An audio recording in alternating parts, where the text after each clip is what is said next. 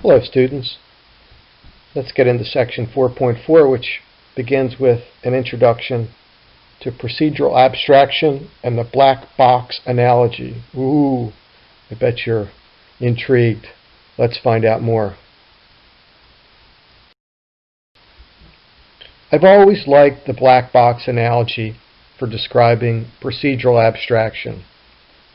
Maybe it's the mystical intent of a black box. But a black box is a reference to something we know how to use, but the method of operation is unknown. You press a button on a vending machine and you know that button is going to yield you a Diet Pepsi or whatever, but you don't really know what's happening inside that machine.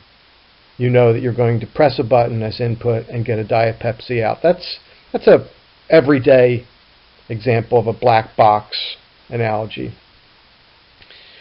In programming, a person using a program does not need to know how it is coded. The person needs to know what the program does, not how it does it. Functions and the black box analogy are very important to procedural abstraction. A programmer who uses a function, maybe even a function coded by another programmer, well, the programmer who uses that function needs to know what the function does, but not how it does. This is what it needs as input, and this is what it provides as an output or a return value.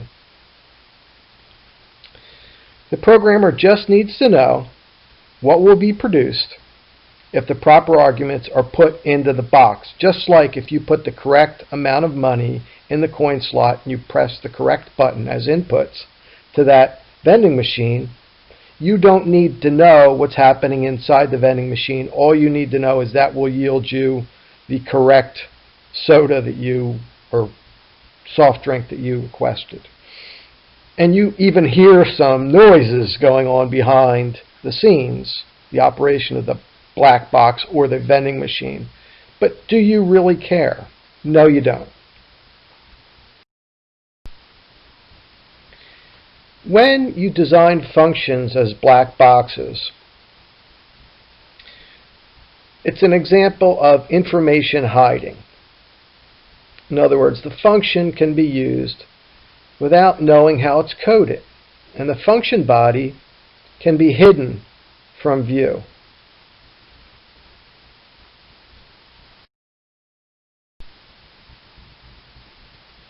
Function implementations within the context of the black box analogy allows us to use a function simply by reading the function declaration and the accompanying comments. And in class, you'll hear me speak often about the importance of the documentation that accompanies a function declaration. So that when I look at your function declarations, I don't need to look at the function body to know how the code is, or how the function is coded. And at the same time, the programmer who owns that function, who codes that function, can make improvements or changes behind the scenes without forcing the programmers using the function to change what they have done. As long as the types of arguments, the number and types of arguments are the same, and the output is, the return is the same, the function body can be changed, enhanced, as long as the input and output parameters don't change. Let's take a look. Here we have a function declaration and two black box equivalent definitions for that function. In other words, either one of these definitions would be an acceptable partner or accompaniment to the function declaration. And let's assume for a second that the definition number one was the initial definition that accompanied that function declaration. required the same number and types of parameters, arguments, and returned the same value. And then the programmer decided to change the function definition to definition number 2. Well, that would not require any changes by the programmer using the function declaration. It just changed the body because they're both black box compliant. Given the type and number of arguments required, a double, a double, and a double, it's going to return the balance in a bank account. Period. So either implementation or either function definition, because they accept the same arguments and return the same value, they perform the same function, they are both black box equivalent to the function declaration listed at the top.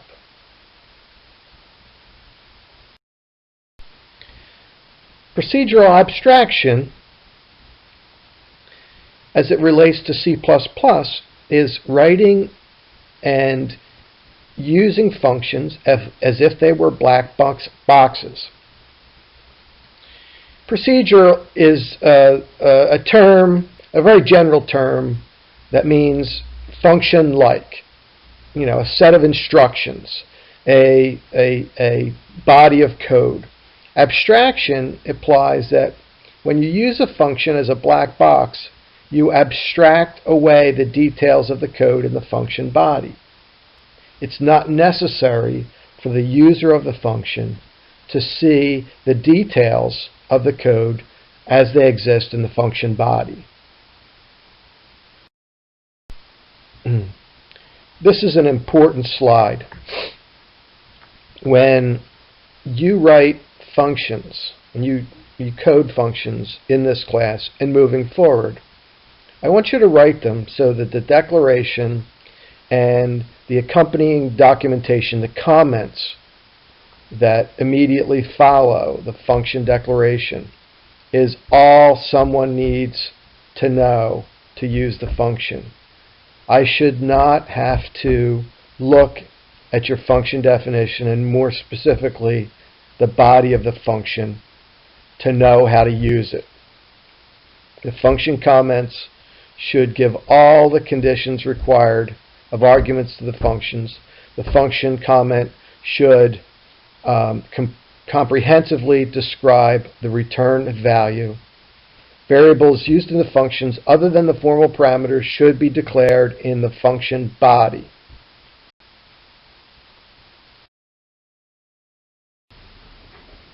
This slide covers an important aspect of function design, and that is the formal parameters and the names chosen by the programmers. Remember, functions are self-contained modules, and in a development environment, you may have, or most likely will have, different programmers coding different functions. And programmers should choose meaningful names for the formal parameters.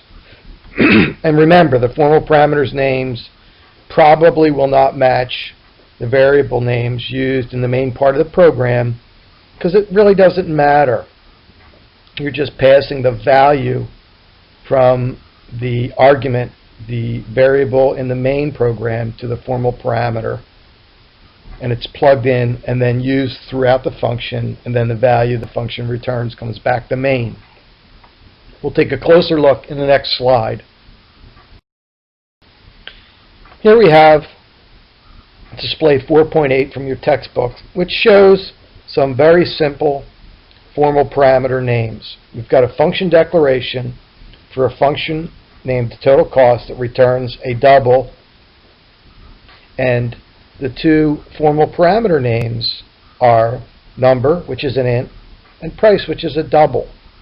Now, when this function is called, the main program, the call in the main program simply needs to pass an int and a double. And it could pass those as variables with very different names and number and price, because remember, the value of the argument in the call is passed to the formal parameter, and then the formal parameter is used throughout the function body. And in this particular case, you see the return statement. It returns subtotal plus subtotal times a constant variable that is defined within the function body named tax rate. Over the next few slides, the author presents a case study that uses a function to determine what size of pizza is the best buy. In other words, which size gives the lowest cost per square inch. Pizza sizes are given in diameter. The quantity of the pizza is based on the area, which is proportional to the square of the radius. So in planning the input, we have the diameter of 2 pizzas and the cost of the same 2 pizzas.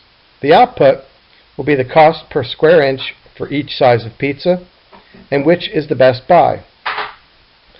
Which is the best buy will be based on the lowest cost per square inch. The cost per square inch is the same. The smaller size pizza will be the better buy. Using the fundamentals of top-down design, we will break the problem down into smaller subtasks. Subtask 1, get the input data for each size of pizza. Subtask 2, compute the price for the smaller pizza. Subtask 3, compute the price for the larger pizza. Each is going to be a price per square inch. Subtask 4, determine which size is the better buy. And then subtask 5, output the results. If you look closely at the subtask detailed on the previous slide, subtask 2 and 3 are the same calculations, so they should be implemented as a single function. And subtask 2 and subtask 3 each return a single value. So choose an appropriate name for the function. We'll use unit price. Here we have an attempt at the declaration for the function we've been discussing. It will return a double. Its name will be unit price, and it will have 2 arguments or 2 formal parameters. The first will be an int, the diameter of the pizza. We're just going to say 7 inches, 8 inches, 10 inches, 16 inches. We're not going to deal with fractional components of the diameter. And the second formal parameter will be the price. It has to be a double, so we can have $8.57. And then we'll have our comments. Remember the black box compliance? The comments, along with the declaration, should be all you need to see to know everything there is to know about this particular function. Returns the price per square inch of a pizza. The formal parameter named diameter is the diameter of the pizza in inches. The formal parameter named price is the price of the pizza, in dollars and cents, of course. This slide looks at the subtasks that will not require a function. Subtask 1, ask for the input values and store them in variables. Diameter small, diameter large, price small, price large. Subtask 4, compare the cost per square inch of the 2 pizzas using the less than operator. And subtask 5, standard output of the results. Remember, 2 and 3 are going to be calls to a function that we'll cover in the next slide. Now let's take a look at the algorithm for the buying pizza unit price function. If you recall, subtasks 2 and 3 are going to be implemented as calls to this function, unit price. The unit price algorithm is 1, compute the radius of the pizza, which is the diameter divided by 2. compute the area of the pizza using pi r squared and return the value of price divided by area, which is the unit price per, in this particular case, it'll be square inch. Let's try using pseudocode. And if you recall, excuse me, pseudocode is a mixture of English statements and C++ code. It allows us to make the algorithm more precise without worrying about the specific details of the C++ syntax. Unit price pseudocode, radius equals 1/2 of diameter, area equals pi times radius, return price divided by area. This slide shows what the calls of unit price from the main part of the program will look like. First, you'll have two doubles, unit price small and unit price large, to receive the return values, and then unit price small equals the call of unit price, diameter small, comma, price small, as the arguments passed to the formal parameters, and then unit price large equals unit price call, diameter large, comma, price large, as the arguments passed to the formal parameters in those functions.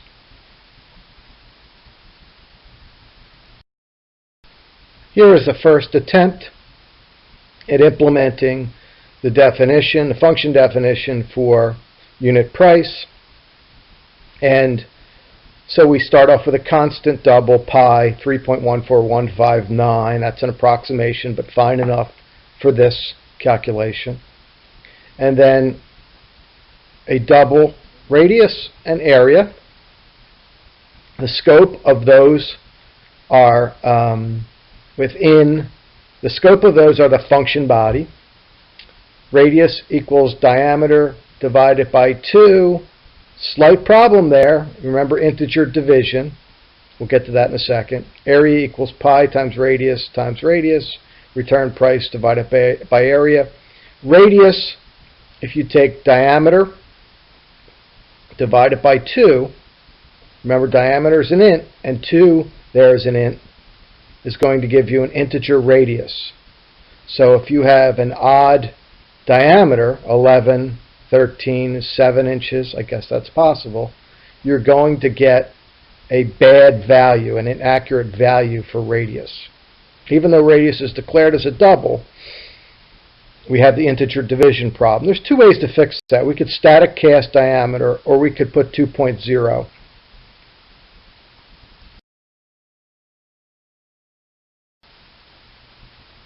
The author chose a different method. Radius equals diameter divided by static cast double the denominator of 2. However, the author does recognize that the solution I mentioned on the previous slide, radius equals diameter divided by 2.0, would also work. And in my opinion, it's a simpler solution. But who am I to say? Now let's take a look at the actual program, implement it in display 4.10.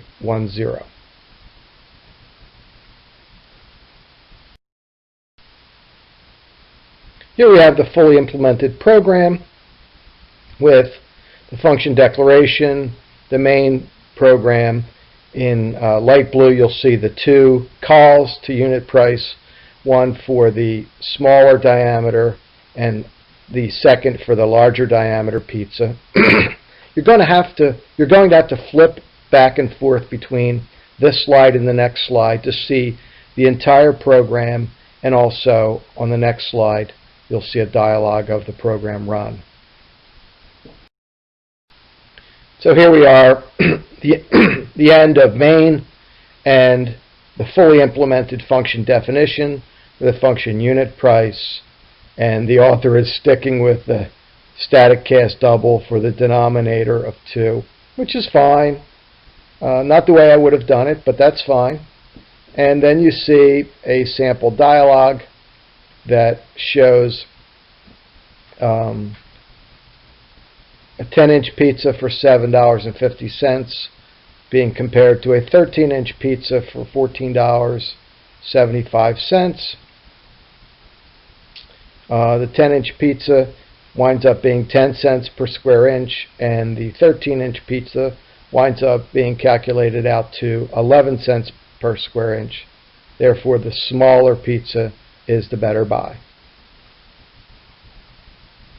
I strongly urge you to pull down the code for 4.10. I put it in the web study timeline, and you should try this. You can make adjustments. You can take that static cast double out and just put 2.0 if you'd like to see if your instructor is wrong on that one. And if I am, let me know.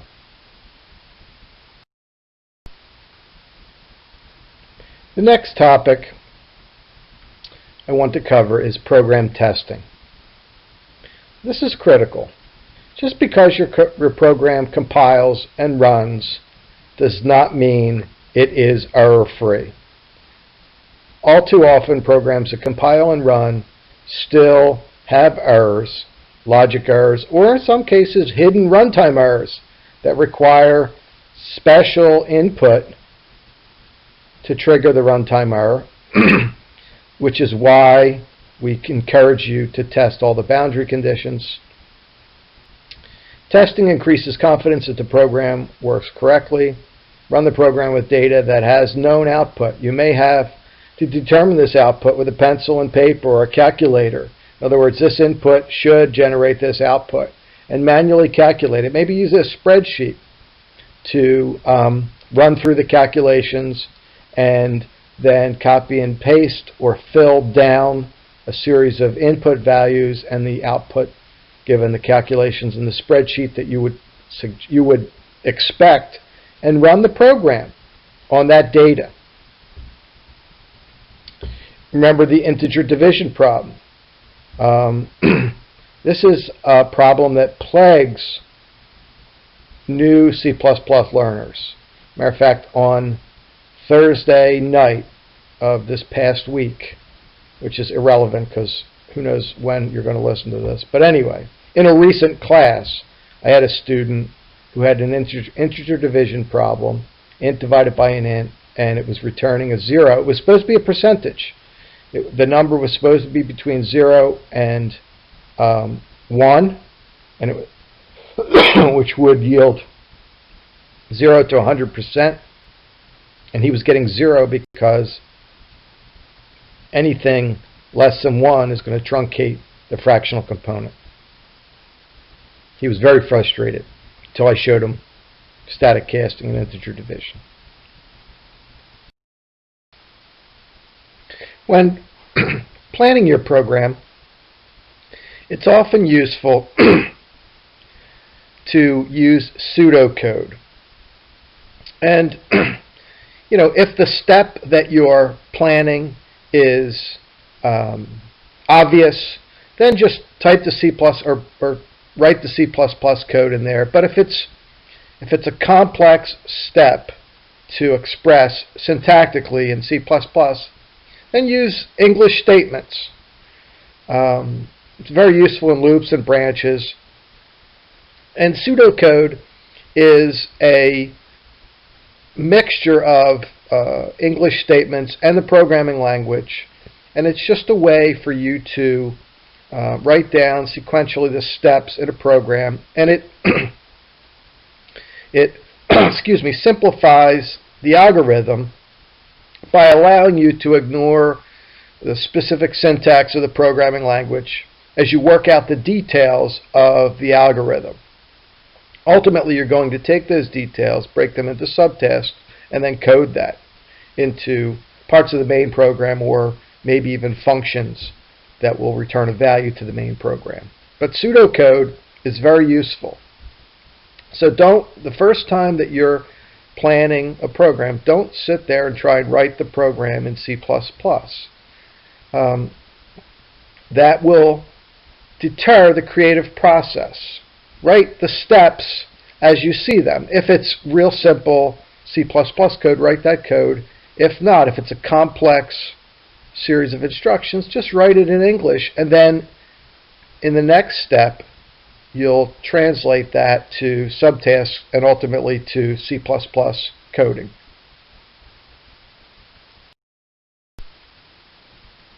This ends section 4.4, and I'm going to leave you with some questions for you to contemplate. You should read these questions and be able to respond to them, and if you can't, you should go back and review the content of section 4.4 because these are important concepts. And moving forward without being crystal clear on these concepts will only compromise the learning process.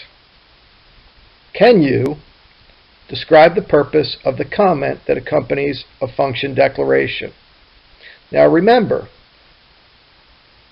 when I receive a program from you and it has a function declared in the header, I should be able to look at that function declaration and know everything I need to know to use that function, to call it from the main. I should not need to look at the function definition. The function definition, the actual mechanics of how the body of the function accomplishes the task at hand, is abstract to me. Remember the black box concept, which is what we're going to discuss in the next question. So think about this. Describe the purpose of the comment that accompanies a function declaration. It is a very important addition to the actual code in the function declaration. Describe what it means to say a programmer should be able to treat a function as a black box. Well, I think I just answered that in the previous description, in the description of the previous question. The function declaration and the comments accompanying the function declaration should give you all the information you need. And the black box refers to the function body, how it actually accomplishes that task. And if you're in a team programming environment and someone owns the coding for a function, that function could run perfectly, and then that individual may go back and change the coding in the function body, not altering the input required, the arguments required, and the output or return type, but just maybe building some efficiencies into that code, but it's irrelevant to the user of that function. The function is a black box. If I feed it these inputs, these arguments, I know it's going to perform a certain task and return a value based upon that calculation. How that calculation is performed is irrelevant to me. It's a black box. Describe what it means for two functions to be black box equivalent. Once again, think about this. If this does not make sense to you, please go back and review section 4.4.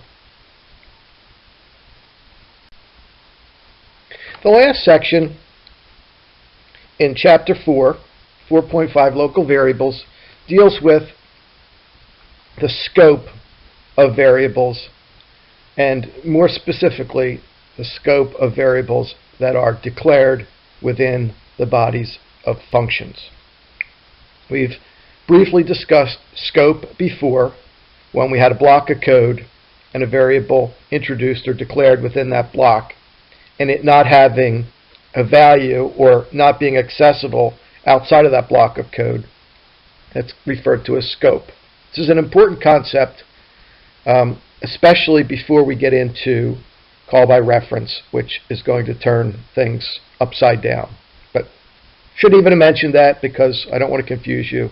We will get to call by reference and pointers, etc. later in this class. But as of now, we pass a value, call by value, of the argument or arguments to the function, and those values are then assigned to the formal parameters.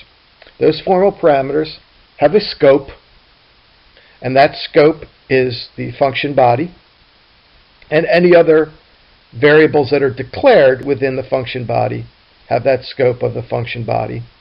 And the only value, as of now, with call by value, the only value that can be returned to main is the return value. Let's look at this more closely.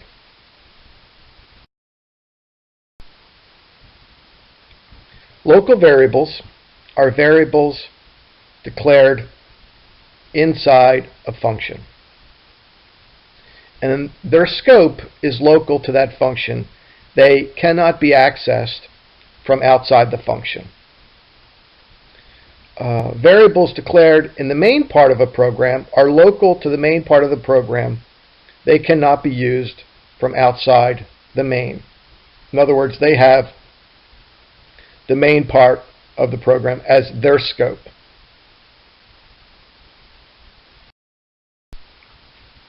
Here we have display 4.11, which includes the code for 4.11, which you have access to in the web study timeline. And this presents a program, a fully implemented encoded program that has two variables with the same name, average underscore p. And you can see average underscore p on this slide declared in, it's light blue, I guess you'd call that, and it's declared in main. So it's local to the main part of the program, and you can see it being used. 1, 2, 3. There's 4 instances of average p, including the declaration. And also know in the third, I wish the author would have put line numbers on these slides. It would be so much easier to refer to this. Also in the 1 to 3rd instance, you'll see a line of code, yield equals, and then a call to a function called est underscore total. You're going to see, you see the declaration of that function up in the header, right after using namespace standard. But you're going to see the definition of that function on the next slide. Unfortunately, we couldn't fit the entire project on one slide. And within that function, we have a variable with the same name, average underscore p. The scope of that variable will be the function body for est underscore total. Hold on one second. I'm going to forward to the next slide, and we'll continue this discussion.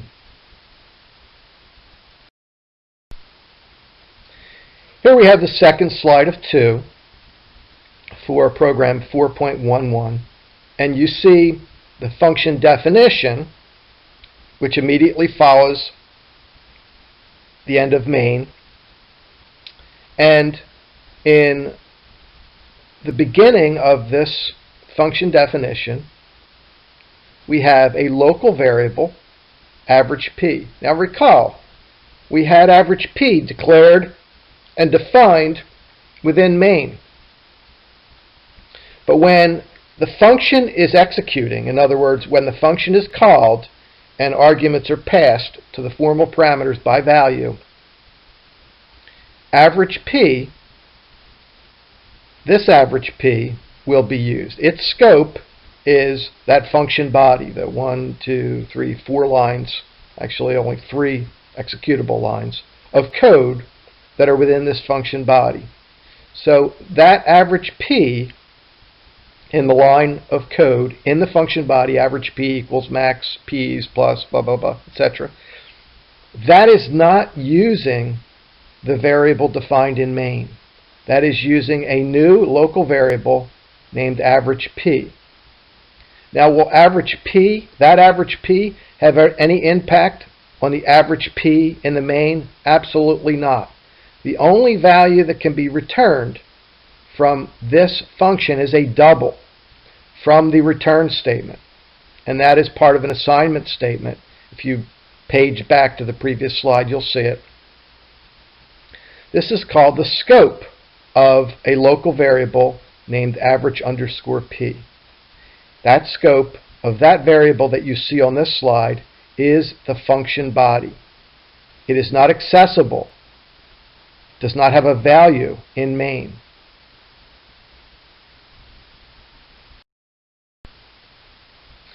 This slide introduces global constants. Global constants are variables that are declared outside of the main function body and outside of any function body, and they are available to the entire main part of the program and any other function within the project or program. Here's an example in the middle of this slide of a global constant for pi, 3.14159, which is actually an approximation, but we're not going to go there. Notice it's defined where the declarations for functions go, which is outside or right before the beginning of the main program. So pi is available to the main function and to the function that is declared there, volume. So pi can be used, the scope of pi is global. It includes the functions, includes main. We'll take a look at display 4.12 in a second to further clarify this concept. On this slide, we have program 4.12 from your textbook, which uses a constant global variable. And it's the variable we discussed on the previous slide, pi. And you can see it's declared prior to main starting, right below using namespace standard and before the declaration for two functions, area and volume, which both of those functions are going to use pi. Now, the function definitions, if this were all on one slide, would be after the main. Unfortunately, we're going to have to forward to the next slide to be able to see that without a microscope. Hold on one second. Here we have the function definitions for the function named area and the function named volume. Both of these function definitions are included after the end of main, and they both use the global constant pi, which was declared and defined and initialized prior to the beginning of main.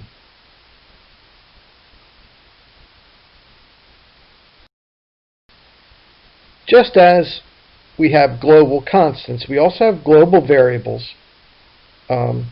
These are rarely used when more than one function must use a common variable. They're declared just like the global constant variable. They're declared just like the global constant, except constant is not used. And I give you a word of caution. Global variables can make programs difficult to understand and maintain, and as a rule of thumb, I avoid global variables. Next, we're going to drill down on formal parameters, which are, in fact, local variables, and their scope is the function definition. They're used just as if they were declared in the function body. You do not redeclare the formal parameters in the function body. They are declared in the function declaration. Remember, you give the data type, int, bool, double, etc., in the function declaration. Using the call by value mechanism, when a function is called, the formal parameters are initialized to the value of the arguments in the function call.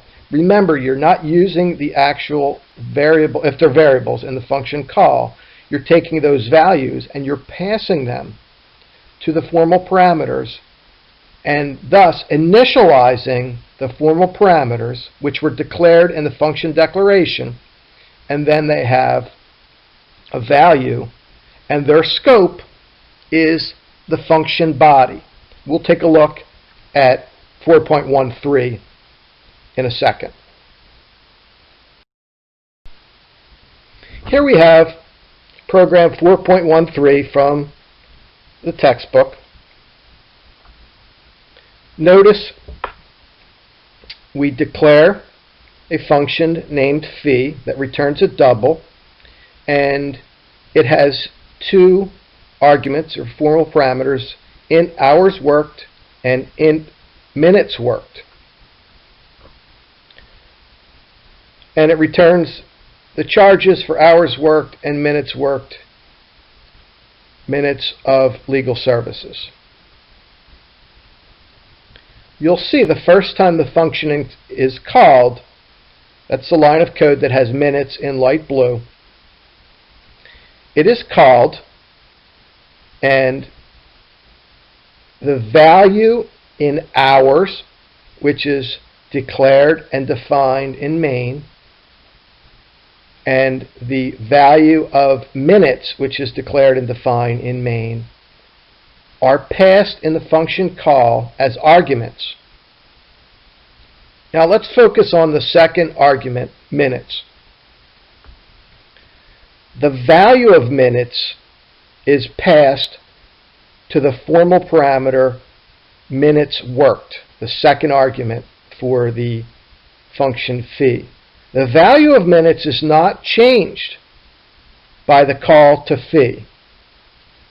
Just its value is passed. Minutes worked, the formal parameter in double phi, gets initialized with the value passed to it from minutes in the call, and it becomes a local variable for the function body listed at the bottom of this slide, the function body for double phi.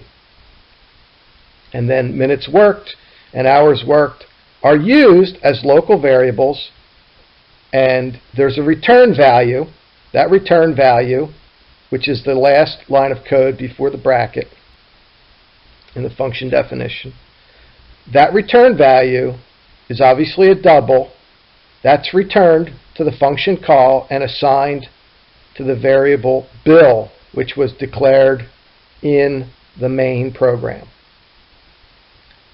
I know this is complex, a little bit difficult to understand at first, but I really need you to take your time, look at this. If you have questions, obviously you need to reach out to me, and I will further describe this in a context that may be easier for you to understand. Let's take a look at the output in the next slide. So if you follow this, you've got the prompting, and it asks you to enter the hours and minutes of your consultation. Those will initialize the two variables which are defined in main, and their values will be passed by value to the function phi. But after the function call, you have this cout statement for hours. That 2 is the value from hours in the main, and that 45 is the same value input in the cin statement in main. Your bill is, that value there, 1650.00, is the double that is returned by the function phi. Please take a look at this, back up, then come back to this. You may have to do it 2 or 3 times to get a sense of where these values are, but the output statement for 2 hours and 45 minutes was generated by the main after the function call. And we're trying to show that those two variables, which are local to the main function, were not changed by the function call. This slide, as far as I'm concerned, is review. Talking about block scope, local and global variables conform to the rules of block scope, which we discussed previously before this chapter. The code block, which is generally defined by the braces, where an identifier like a variable is declared, determines the scope of the identifier. It's typically within the confines or the scope of those braces. Blocks can obviously be nested, which can sometimes make scope a little bit confusing. We'll take a look next at display 4.14 to further clarify this particular concept. This slide has a lot going on, so brace yourself. It tries to further clarify the scope of variables. Let's go from the top down. We have a constant global, a double called global underscore const, declared and initialized in line 4. It has a global scope, which means the constant global underscore const has a scope from lines 4 through 25. And the function 1 has scope from lines 6 to 25. These are both global. Then we have variable x. Local scope is main, and variable x has a scope from lines 10 to 18. And we also have variable d has scope from lines 11 to 18.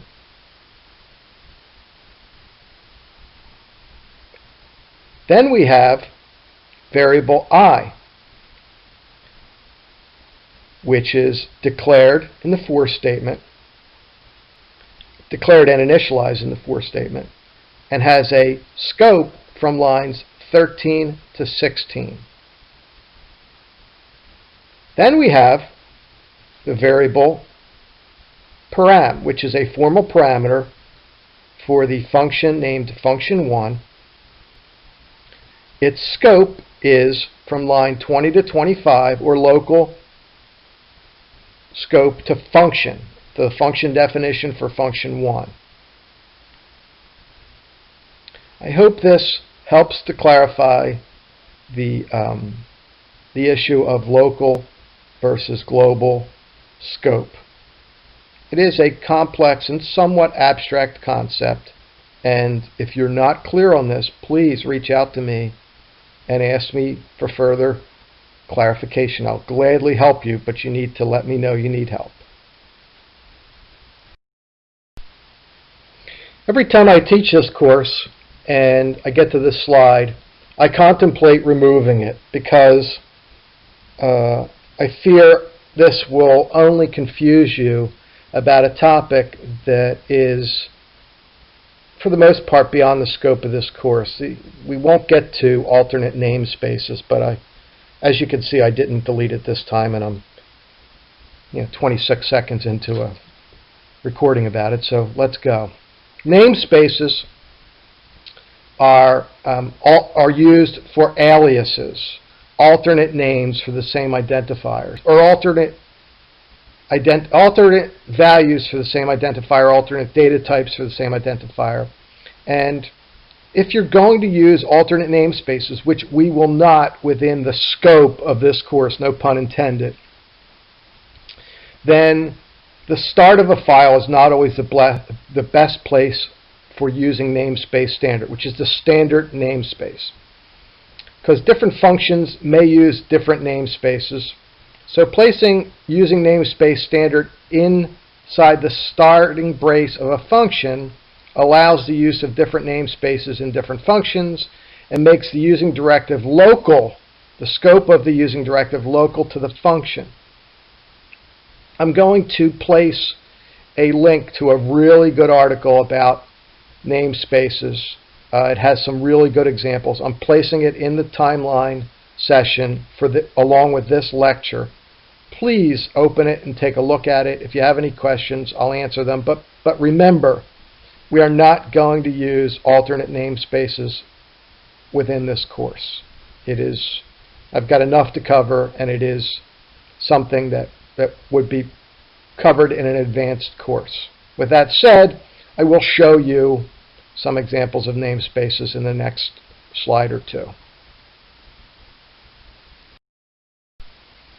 Here we have the code for 4.15, and by placing using namespace standard inside the scope of main, it no longer becomes global, and the function definitions, which are the functions which are declared double area, double volume, and defined outside of main, have the opportunity for using alternate namespaces. Ironically, in this example presented by the author, they do not use alternate namespaces. In the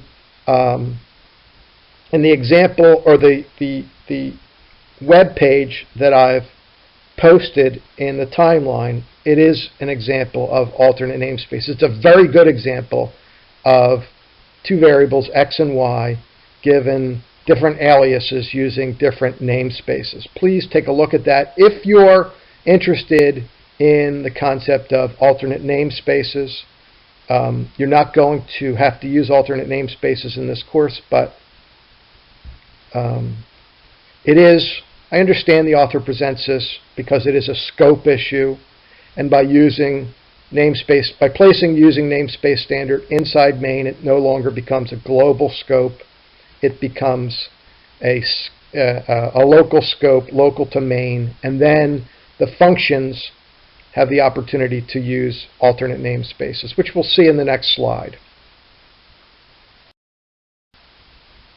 Here we have two functions that have local namespace definitions. They're both using namespace standard, which, I mean, if the author really wanted to present this and talk about scope, he probably would have presented an alternate namespace. And that's why I placed that article, the link to the article, in the timeline session for you to take a look at how an alternate namespace or an alias would be presented.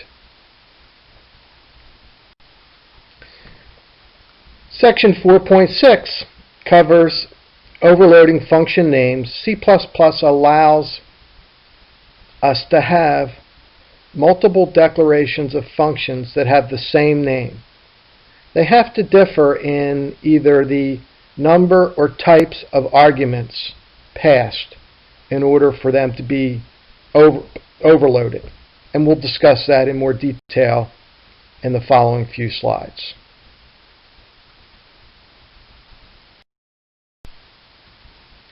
Overloading function names is useful for a situation in which the same functionality or same function is used for different numbers or types of arguments. Overloading a function name means providing more than one declaration and definition using the same function name, but as previously noted, the declarations and definitions have to have the same number of arguments. The arguments have to be different data types, or they have to have a different number of arguments, or both.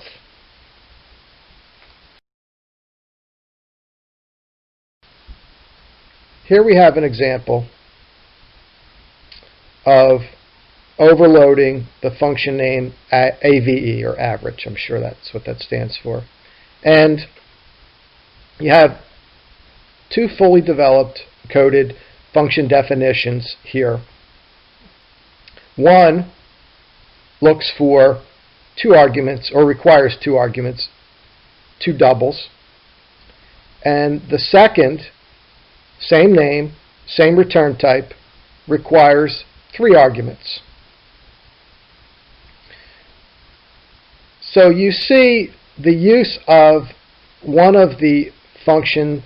It's called in a cout statement, cout av 10, 20, 30.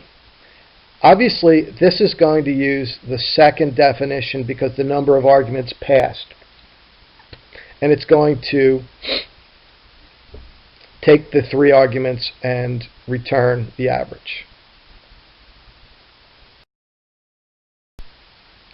Some more rules for function overloading.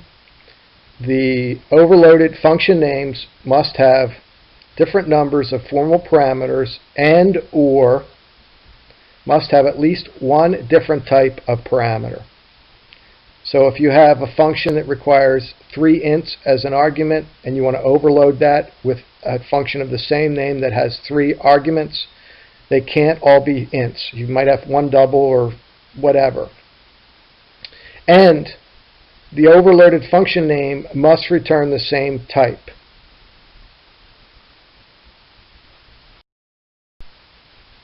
Here we have program 4.17 from the textbook, and it's a fully implemented program with the overloaded function declarations and definitions for the function we've been discussing over the past 2 or 3 slides. The overloaded function name is AVE. I'm assuming that's, well, I know that stands for average. It returns a double in each case. You see the 2 function declarations. The first one has 2 arguments, 2 formal parameters, and the second one has 3. All 3 are doubles. Then you see in the middle of the slide, once again, I wish we had line numbers, but we don't. You see 2 cout statements that include a call to AVE. The first, cout the average of 2.0, 2.5, and 3 is, and it calls AVE with 3 arguments, 2.0, 2.5, and 3. Obviously, that's going to use the second declaration / definition because 3 arguments are passed. And then you have a cout statement, the average of 4.5 and 5.5 is, and a call to AVE with only 2 arguments, 2 double arguments are passed. And that's going to use the first declaration and definition because of the number of arguments. At the bottom of the slide you see the output. No problem at all doing it this way. I even like the average definition used. It's a perfect application for an overloaded function.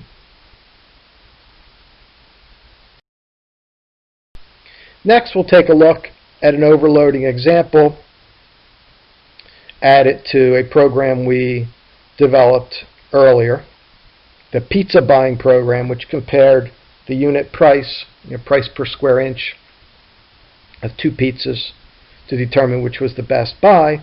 Well, let's say that we're now adding a new pizza type, a rectangular pizza. So the function that calculated the area and unit price of the previous round pizza is different. It's no longer pi r squared. It's length times width. So we're going to change the input and add a function to compute the unit price of a rectangular pizza. The new function could also be named unit price rectangular, or the new function could be a new overloaded version of the original unit price function that is already used. So here's an example of an overloaded function name, unit price. It differs from the original unit price in that it has length, width as ints and a double price. So the arguments are different enough, and it still returns a double, that we can use overloading in this particular example. We're still returning the price divided by area. We're introducing a new local variable called area that is local to this function. Let's take a look at the fully implemented program in display 4.18 coming up. You guessed it, next. Now we're looking at code 4.18 from the textbook. I can't remember the number of the previous program, the regular pizza buying program, but it was earlier in this chapter. And there you see the original unit price function declaration, returned a double, and had two parameters, two arguments, int diameter and double price. Now we have the overloaded function name unit price, and it differs from the original unit price in the number and or types of arguments that it accepts during the call. This particular unit price is looking for an int, and a double, as opposed to an int and a double. Int length, int width, double price. Both functions return a double, which is a requirement of overloading.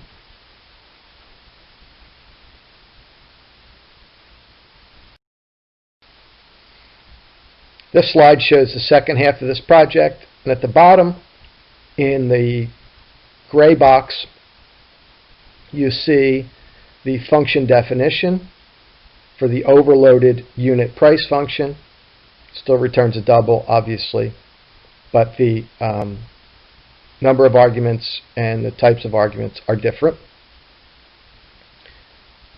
It looks for an int for the length, int width, and a double price as the parameters, as the values passed to the parameters, formal parameters.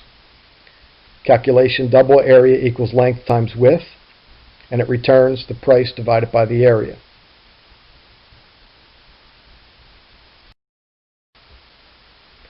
Here we have a dialog for the program we just looked at, in which it prompts the user to enter the characteristics of a round pizza and also a rectangular pizza.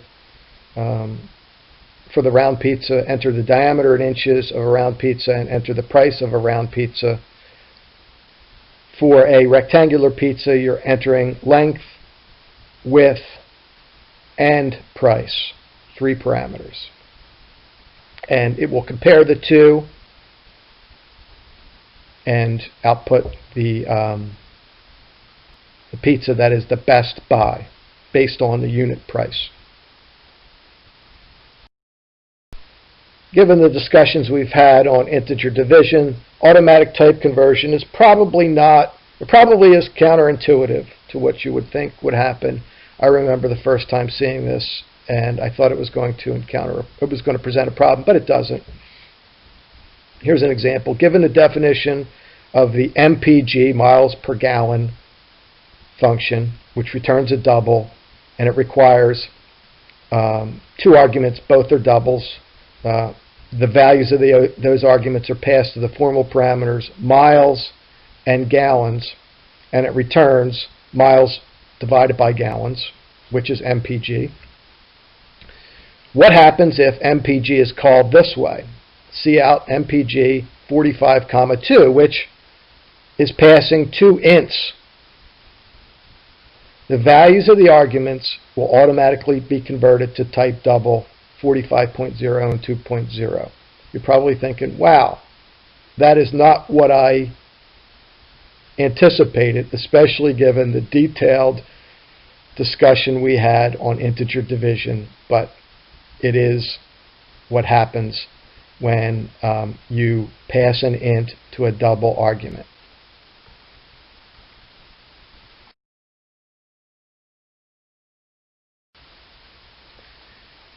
There is a potential type conversion problem. Given the previous function for MPG, which is defined as requiring 2 arguments both of double and returning a double, imagine if you had the following definition of a function, MPG, that requires 2 ints and returns an int. What happens if MPG is called this way now? The compiler chooses a function that matches the parameter type, so the measures of perfect goals will be calculated, not miles per gallon. So be careful. That, my friends, ends section 4.6 and also ends chapter 4. Chapter 4 is of paramount importance because it introduces functions, variable scope, very, very, very important abstraction, information hiding, black box theory, overloading a function name. These are all very, very, very important topics that will be built upon for the rest of this course and the rest of your C++ programming experiences. Here's some thoughts or some questions for you to consider. Can you describe top-down design? Can you describe the types of tasks we have seen so far that could be implemented as C++ functions? Can you describe the principles of the black box, procedural abstraction, and information hiding? What is a local variable? And do you understand the concept of overloading a function name and the requirements or restrictions that go along with that? Thanks for staying with me through this, and I'll see you in Chapter 5. Take care.